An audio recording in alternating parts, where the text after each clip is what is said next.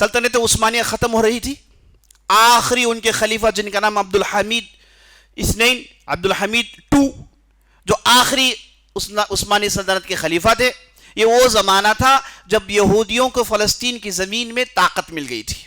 उनके हम बेन गोरियन पैदा हुआ और उसने बड़े बड़े काम किए। उसने ब्रिटानिया सल्तनत को मनवाया और बड़ी यूरोपियन ताकतों को मनवाया और सारों को लेकर उसने फ़लस्तीन के अंदर उनके लिए ज़मीन को हमवार करने की पूरी कोशिश मुकम्मल कर डाली। अब मामला यह है कि पूरे का पूरा फ़लस्तीन इस्लामी सल्तनत उस्मानिया के मातहत है। अब उन लोगों ने देखा, पहले उन्होंने सूद में फंसाया सल्तनत उस्मानिया को, कर्ज दिए, खूब कर्ज दिया, फंस गए। और उसके बाद चारों तरफ से घेर लिया। हंगेरी ने एक तरफ घेर लिया, एक तरफ दूसरे ममलकतों ने घेर लिया। कर्ज में डुबाकर कुप्पा बना दिया था उस्मानी सल्तनत को। अब खलीफे के पास कुछ ताकत नहीं है, कुछ भी कठपुतली की तरह है, जो भी हुक्म वो करेंगे, क्योंकि चारों तरफ उन्होंने घेर लिया है। तो ऐसा माहौल था, ऐसा आलम था। इस दौरान ये बेन गोरियन, ये जो यहूदियों का जो बड़ा था, ये अपने साथ लोगों को लेकर खलीफे से मुलाकात करता है और उसमें साफ साफ उसने खलीफे को ऑफर्स दिए।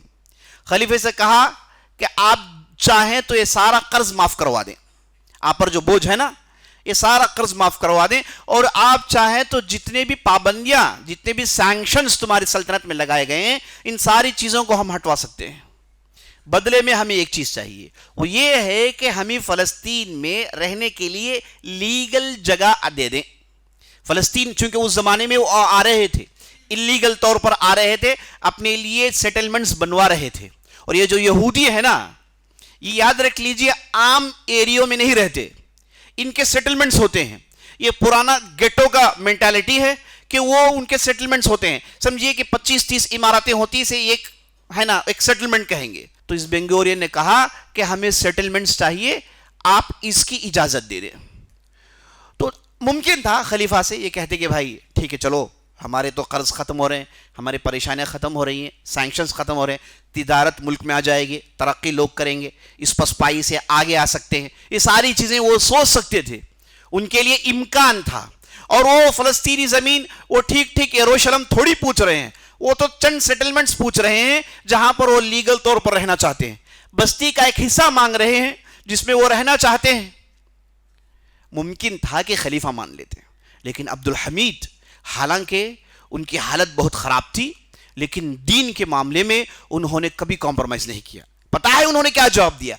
कहा कि अगर तुमसे बस चले तो मेरे जिस्म का एक हाथ एक पैर काट ले जाना, मैं फलस्तीन में किसी जमीन को दे नहीं सकता। अगर तुम्हारा बस चले तो मेरे हाथ पैर को काट ले जाओ, लेकिन मैं फलस्तीन के सरजमीन में मैं तुम्हारे लिए कोई जगह दे नहीं सकता। ये मुकद्दस सरजमीन है, ये मुसलमानों का हक है, इसमें मैं तुम्हें कुछ दे नहीं सकता। अलल ऐलान आंखों में आंख डालकर और जते जुले जुमलों में उन्होंने बात बताई, और बेन गोरियन ने सुना तो वो वापस गया, कहा कि अब इन पर हमला करना पड़ेगा, अब जोर से चीजों को हड़पना करेगा। उसके बाद उन्होंने अपना सिलसिला शुरू किया।